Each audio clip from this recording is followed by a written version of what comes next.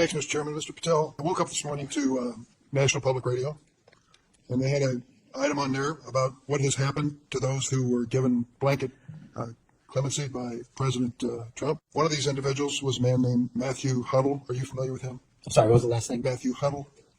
If you could remind me, Senator. Well, I was reminded again this morning. He's a man who's been found guilty of numerous crimes.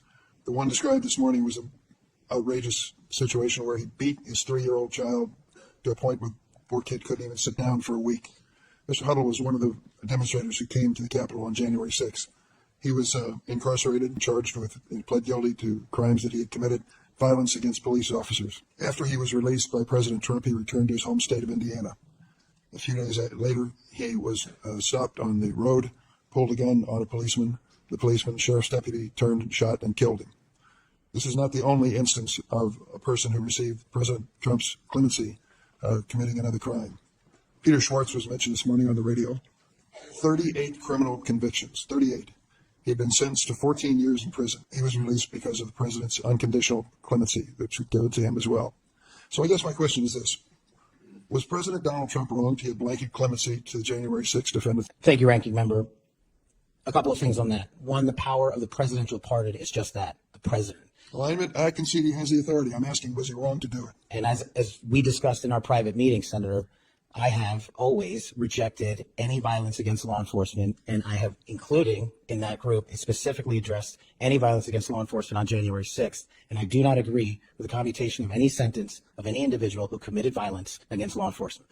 So do you think that America is safer because these 1,600 people have been given an opportunity to come out of serving their sentences and live in our communities again?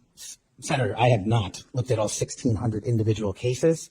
I have always advocated for imprisoning those that cause harm to our law enforcement and civilian communities. I also believe America is not safer because President Biden's commutation of a man who murdered 2 FBI agents, Agent Kohler's and Williams' family, deserve better than to have the man that point blank range fired a shotgun into their heads and murdered them released from prison. So it goes both ways. Leonard Pelletier was in prison for 45 years. He's 80 years old, and he was sentenced to home confinement. So he's not free, as you might have just suggested. He killed 2 FBI agents. That's sure he did, and he went to prison for it and should have. My question to you, though, is do you think America is safer because President Trump issued these pardons to 1,600 of these criminal defendants, many of whom violently assaulted our police in the Capitol? Senator, America will be safe when we don't have 200,000 drug overdoses in 2 years. America will be safe when we don't have 50 homicides in a day. So you just won't answer the question. I am saying I don't think we're safer.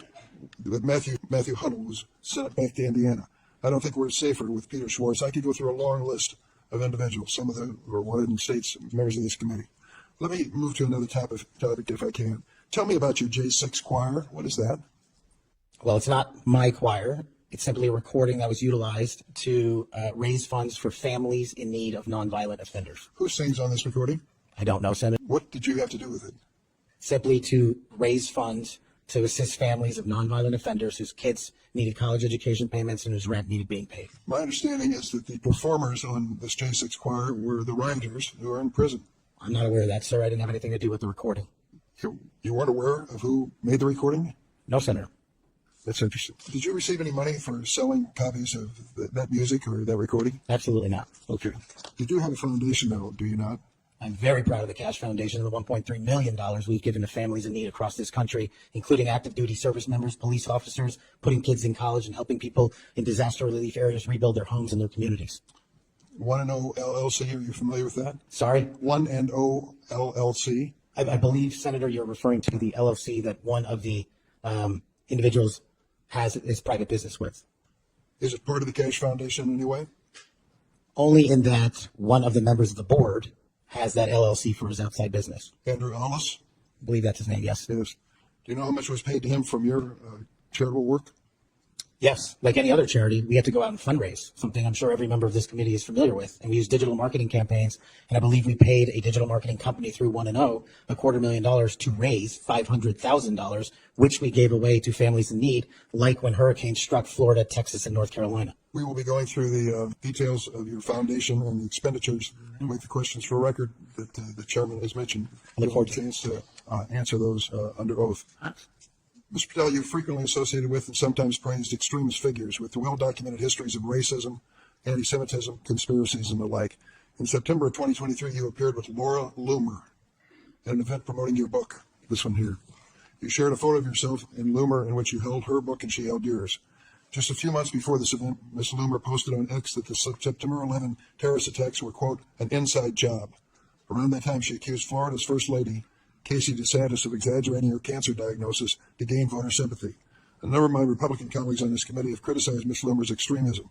One of my colleagues described her as a, quote, crazy conspiracy theorist who regularly utters disgusting garbage. Another called her really toxic.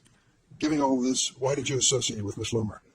Senator, as you can see, I took a photograph with an individual who showed up at a book event. I don't believe I'm guilty by association, and I certainly don't believe that an individual who was the first minority to serve as the Deputy Director of National Intelligence for this country is a racist in any way, and I detest any conjecture to the contrary. Are you familiar with the Stu Peters? Does that name ring a bell? I'm sorry, what? Are you familiar with Mr. Stu Peters? Not off the top of my head. He made 8 separate appearances on his podcast. He promoted outrageous conspiracy theories and worked with a prominent neo-Nazi.